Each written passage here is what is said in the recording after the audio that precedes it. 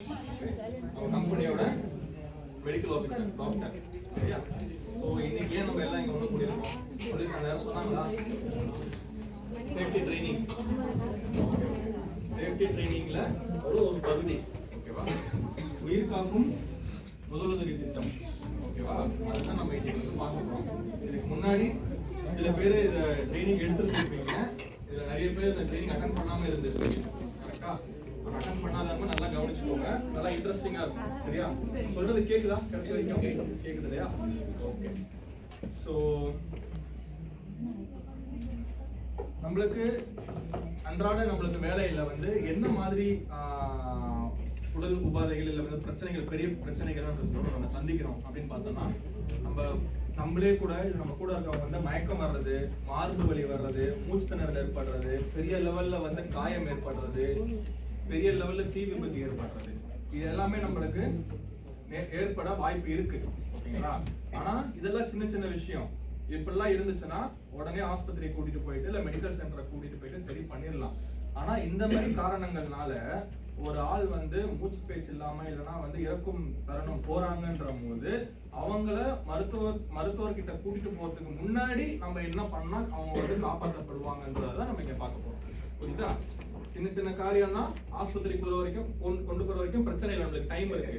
ஆனா அவங்க ஒண்ணுமே இல்ல, மூச்சு பேச்சு எதுவுமே இல்லைன்னும் போது நீங்க இங்க இருந்து ஆஸ்பத்திரியை தூக்கிட்டு போற வரைக்குமே நம்ம வெயிட் பண்ணக்கூடாது, நம்ம டைமை வேஸ்ட் பண்ணக்கூடாது. அதுக்கு முன்னாடி நம்ம என்ன பண்ணணும், டாக்டர் வர வரைக்கும் இல்லை நீங்க ஆஸ்பத்திரி கொண்டு போற வரைக்கும் என்ன பண்ணணுங்கிறத நம்ம பார்க்க போறோம். சரியா? இதுக்கு பார்க்கறதுக்கு முன்னாடி எவ்வளவு பேர் இந்த ட்ரைனிங் அட்டன் பண்ணிருக்கீங்க? CPR training. ஓகே, ஒரு டெமோ பார்ப்போமா? ஃபர்ஸ்ட் நீங்க என்ன அண்டர்ஸ்டாண்ட் பண்ணிருக்கீங்கன்னு. ஓகே, சோ இன்னைக்கு நாங்களாம் இல்ல, சேஃப்டி டீம் மெம்பர்ஸ்லாம் நீங்க மட்டும் தான் இருக்கீங்க. இந்த பக்கம் இருக்க கொஞ்சம் பேர் மட்டும் தான் இருக்கீங்க இந்த ரூம்ல. சரியா? அதான் ஒருத்தவங்க வந்து மயங்கி விழுறாங்க.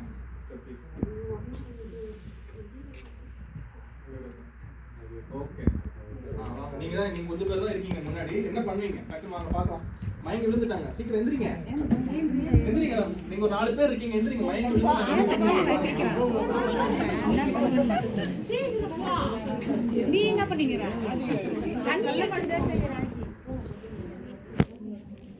ஓகே, மூச்சு இருக்கான்னு பார்த்தாங்க, அப்புறம் நேரா படுக்க வச்சிருக்காங்க. அழுத்த வேண்டாம், இல்ல அழுத்த வேண்டாம். என்ன பண்ண போறீங்க மட்டும் சொல்லுங்க.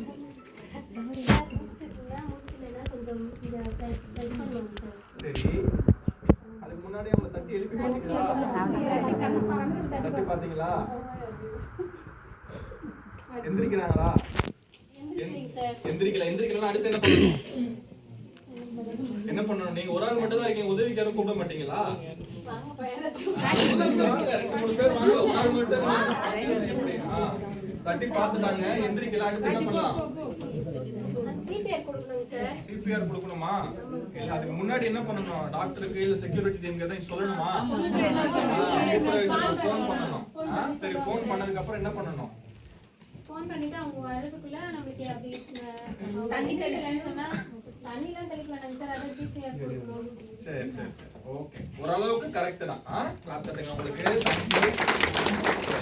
ஆனா இதை இன்னும் எப்படி முறையா பண்றதுன்னு நான் சொல்றேன். சரியா?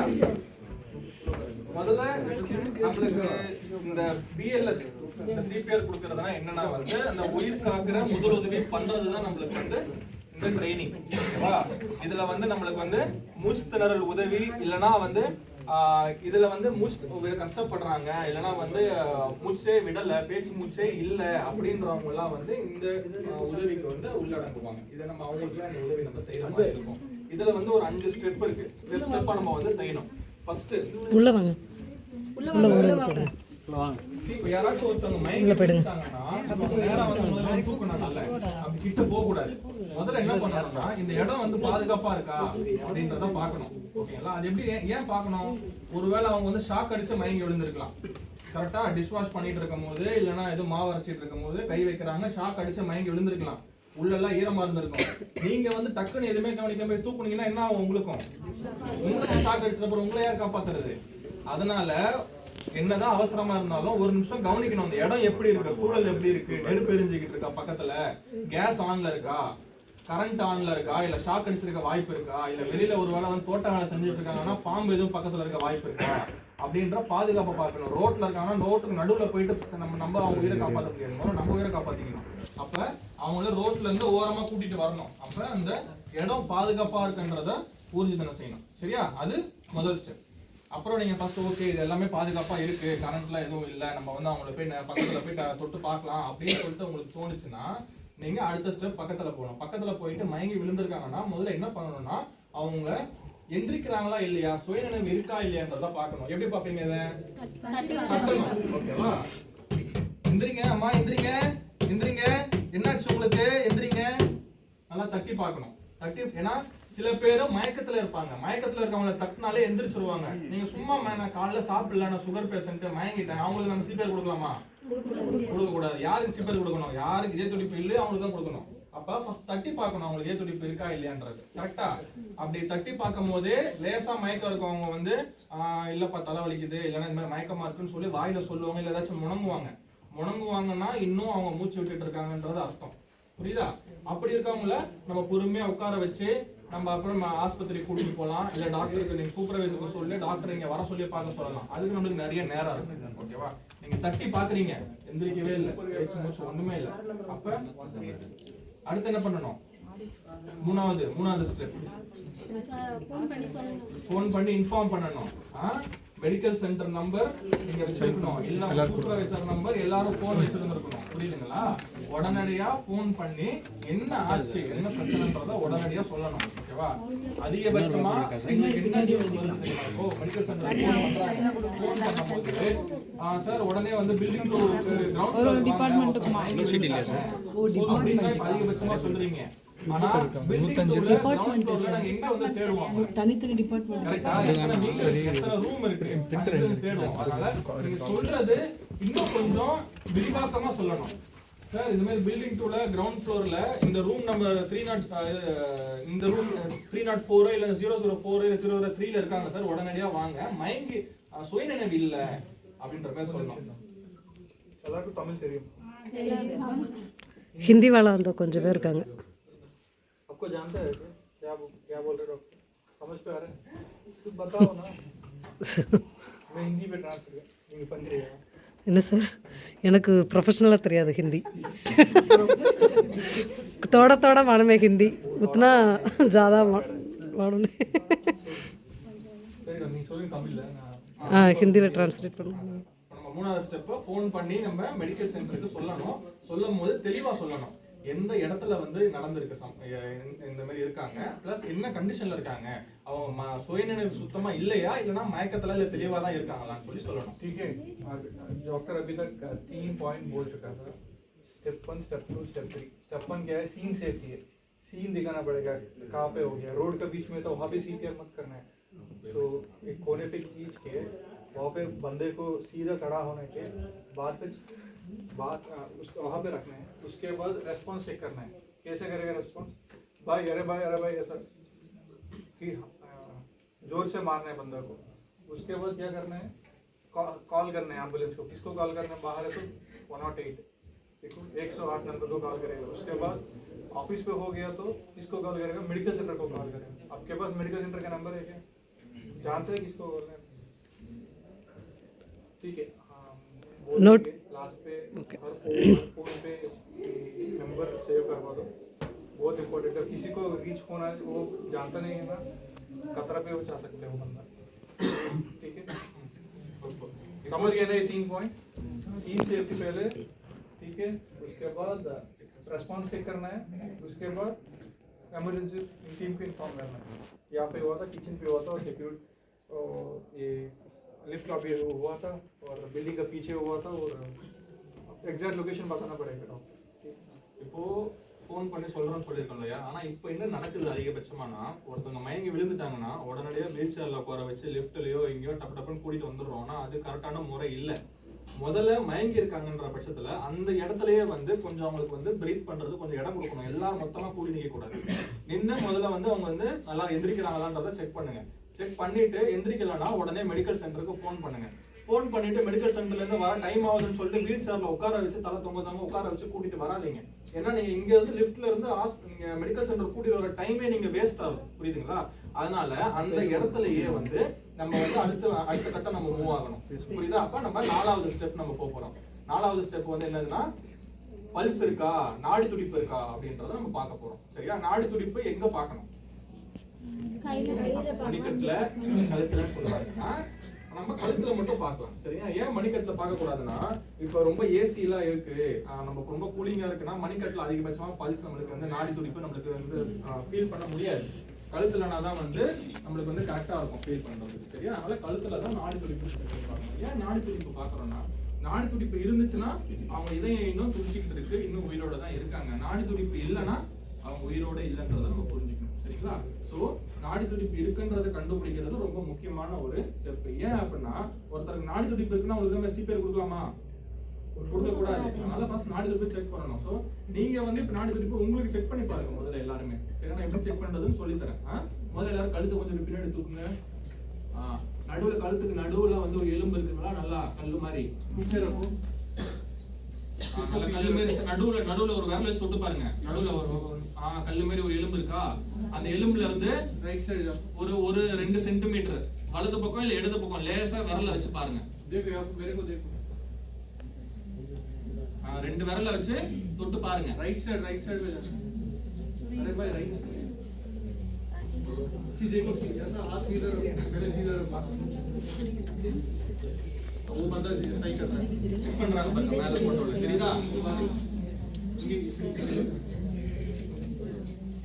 ரொம்ப தூரமா இல்ல, இந்த நடு பகுதியில இருந்து 2 சென்டிமீட்டர் 2 விரல் அளவுக்கு நீங்க தள்ளி வச்சு பாத்தீங்கன்னா சரியா? இப்போ நம்மளுக்கு இது வந்து கண்டுபிடிக்கிறது ரொம்ப ஈஸி. ஏன்னா நம்ம வந்து ஈஸியா உணரலாம். ஆனா உண்மையான டைம் இதுல ஒருத்தவங்க மயங்கி விழுந்திருக்காங்கன்னா அவங்களுக்கு கரெக்டா நம்மளுக்கு வந்து படபடப்பு இல்லாம தெளிவா வந்து கை வச்சு பார்க்கணும். சரியா? அதுக்கு இன்னொரு ட்ரைனிங் நம்ம பண்ணலாம். இப்போ பக்கத்துல இருக்கவங்களுக்கு நீங்க செக் பண்ணி பாருங்க. உங்களுக்கு பக்கத்துல உட்கார்ந்து இருக்காங்க இல்லையா, அவங்களுக்கு தொட்டு பாருங்க. பல்ஸ் கண்டுபிடிக்கிறாங்க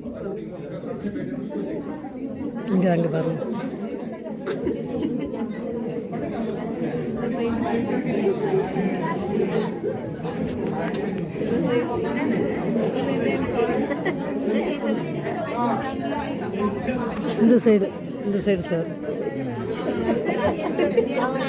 இந்த இடத்துல அந்த எலும்புக்கு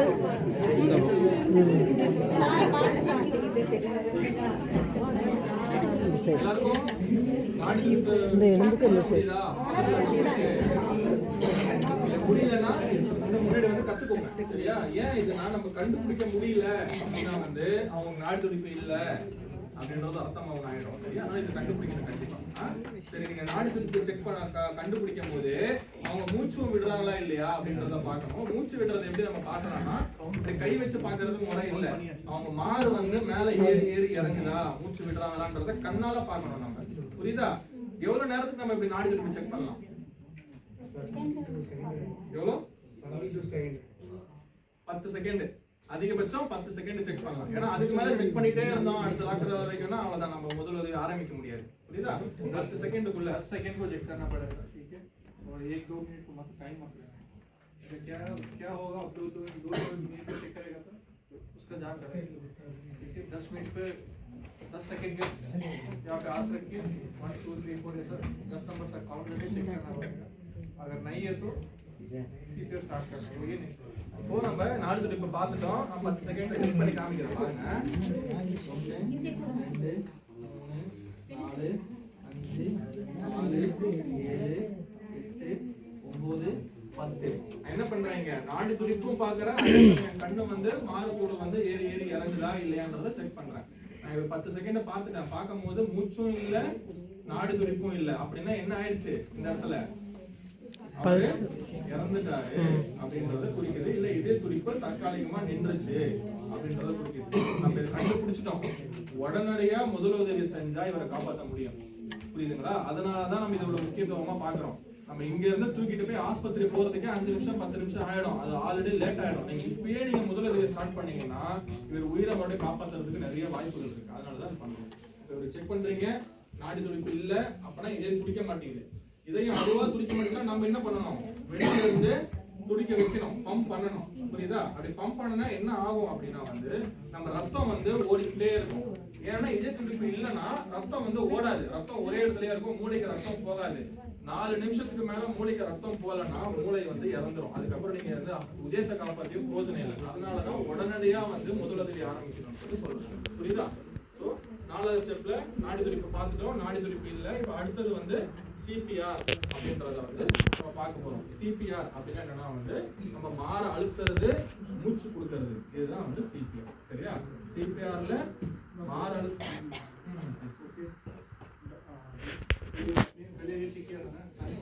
क्या होता है? चेक करना है 10 सेकंड के बाद पहले ये कुछ चीज चेक करना है, सांस ले रहा है कि नहीं चेक करना है। अंदर सांस लेगा तो क्या होगा? बॉडी जरा ऊपर होगा नीचे होगा, ऊपर होगा नीचे होगा, वो भी नहीं है तो उसके बाद हम 5 स्टेप्स को जाना पड़ेगा। ठीक है सर बोलेगा 5 स्टेप क्या है?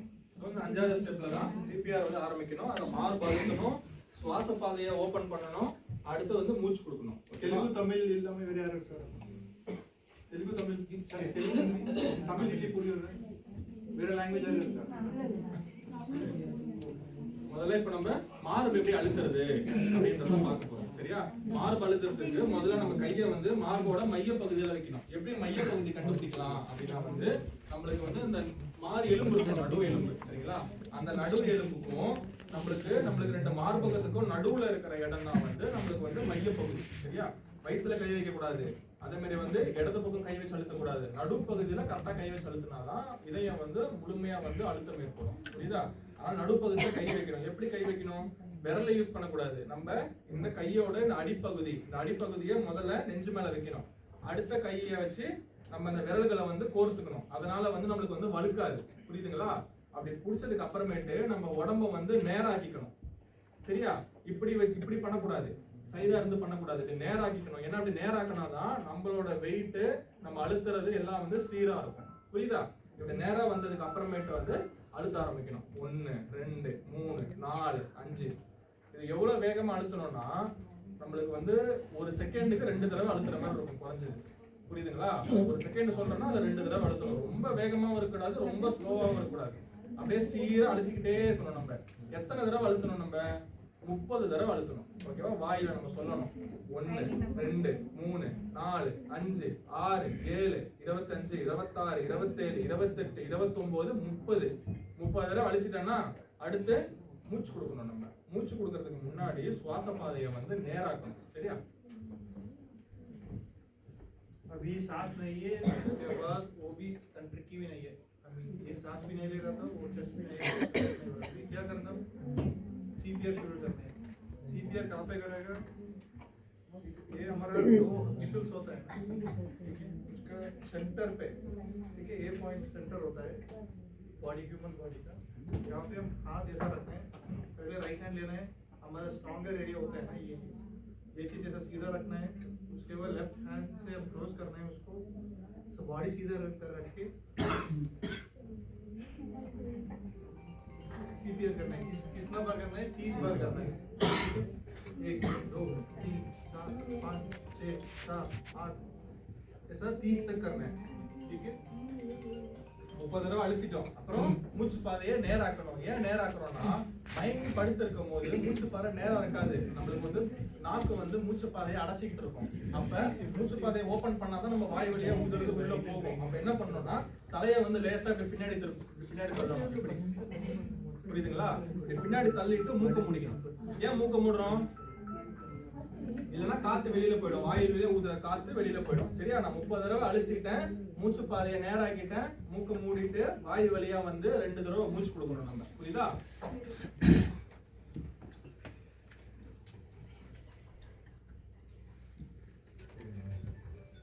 தடவை அழுத்திட்டேன், 2 மூச்சு கொடுத்துட்டேன். மறுபடியும் 30 தடவை அழுத்தணும், 2 தடவை மூச்சு கொடுக்கணும், 30 தடவை அழுத்தணும், 2 தடவை மூச்சு கொடுக்கணும். இந்த மாதிரி 2 நிமிஷத்துக்கு பண்ணணும். இல்லைன்னா 5 தடவை இந்த மாதிரி பண்ணணும். ஆனா உண்மையான நேரத்துல உங்களால 1 2 ஞாபகம் எல்லாம் வச்சுக்க முடியாது. எத்தனை தடவை பண்ணிருக்கீங்கன்ட்டு நீங்க 1 மட்டும் தான் ஞாபகம் வச்சுக்கணும். 2 நிமிஷத்துக்கு ஒரு தடவை நான் வந்து இந்த மாதிரி வந்து இது பண்ணிட்டு வந்து மறுபடியும் வந்து நாடி துடிப்பு இருக்கா இல்லையான்னு பார்க்கணும். புரியுதுங்களா? ஏன் 2 நிமிஷத்துக்கு ஒரு தடவைனா நம்ம 2 நிமிஷத்துக்கு நம்ம வந்து இதயத்தை அழுத்துறது மூச்சு கொடுக்கறது பண்ணிட்டே இருக்கும்போது 2 நிமிஷம் கழிச்சு இதவிப்பு வர வாய்ப்புகள் இருக்கு நிறைய. அப்படி வந்துருச்சா இல்லைன்றது தெரிஞ்சுக்கணும் இல்லையா? எவ்வளவு நேரம் நம்ம அப்படியே கொடுத்துட்டே இருக்கோம். அதனால 2 நிமிஷத்துக்கு ஒரு தடவை மறுபடியும் நாடி துடிப்பு வந்துருச்சான்னு செக் பண்ணணும். அதுக்கு சும்மா செக் பண்ணக்கூடாது. 30 5 30 30 2 30 2 30 2 30 2 30 2 இதுக்கு 2 நிமிஷம் ஆகும். அதுக்கப்புறமேட்டு மறுபடியும் 10 செகண்ட் வந்து நாடி துடிப்பு செக் பண்ணணும். நாடி துடிப்பு இருந்தா என்ன பண்ணணும்? இருந்தா என்ன அர்த்தம்? உயிர் வந்துருச்சு. நாடி துடிப்பு இல்லைன்னா என்ன அர்த்தம்?